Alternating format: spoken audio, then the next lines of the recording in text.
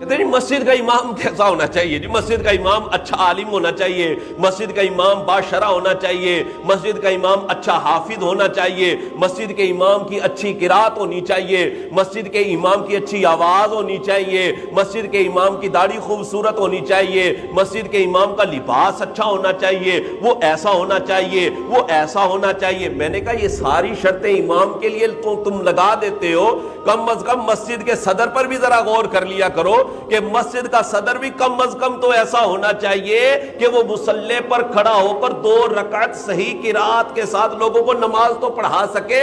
مسجد کا صدر کم از کم ایسا تو ہونا چاہیے کہ وہ فاسق معلن نہ ہو، وہ داڑھی منڈا نہ ہو۔ مسجد کا صدر، مسجد کی انتظامیہ کا ممبر کم از کم ایسا ہو کہ وہ 5 نمازیں باجماعت پڑھنے والا تو ہو۔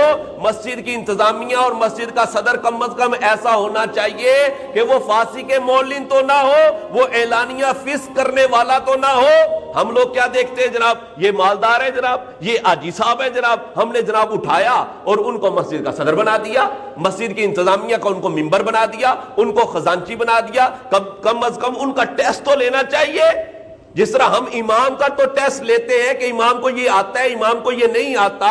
ہم مسجد کا امام بنانے کے لیے تو ٹیسٹ لے لیتے ہیں۔ وہ بھائی مسجد کا صدر بنانا یہ بھی ایک کام ہے۔ جس طرح ہر بندہ امام نہیں بن سکتا، اسی طرح ہر بندہ مسجد کا صدر اور مسجد کا خزانچی بھی نہیں بن سکتا، مسجد کی انتظامیہ کا ممبر بھی نہیں بن سکتا۔ ہاں، ہر بندہ نہیں بن سکتا۔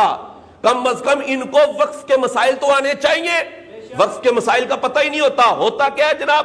مسجد کی چیزیں اپنی ذاتی استعمال میں لائے جا رہے ہیں۔ مسجد کا چندہ جناب کوئی قرض دے دیتا ہے، صدر صاحب جناب فلاں بندے کو قرض دے دیا جی، انہوں لوڈ سی میں انہوں دے چھڑے جناب۔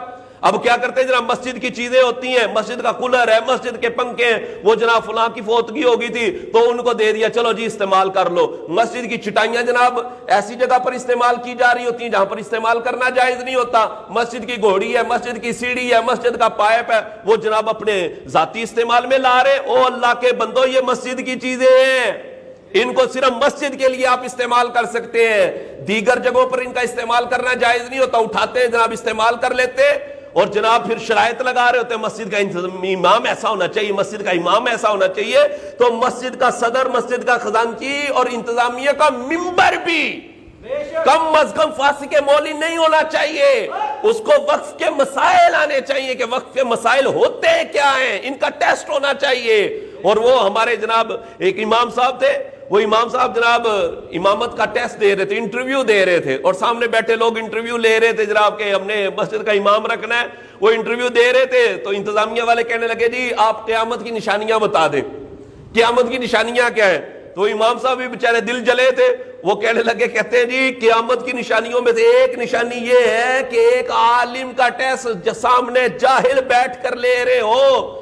یہ بھی قیامت کی ایک نشانی ہے کہ عالم کا ٹیسٹ جاہل لے رہا ہے، یہ بھی تو قیامت کی نشانی ہے۔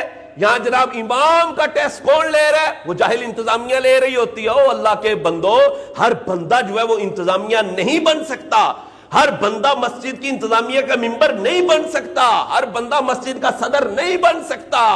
کم از کم ان کو وقف کے مسائل آنے چاہیے، کم از کم وہ بندہ فاسق معلن نہیں ہونا چاہیے، کم از کم وہ بندہ 5 نمازیں باجماعت پڑھنے والا ہونا چاہیے، اس کو مسجد کے احکام کا پتہ ہونا چاہیے، پھر وہ مسجد کا صدر اور مسجد کی انتظامیہ کا ممبر بن سکتا ہے، ورنہ وہ مسجد کی انتظامیہ کا ممبر نہیں بن سکتا۔ اس کو بنانا درست ہی نہیں ہے۔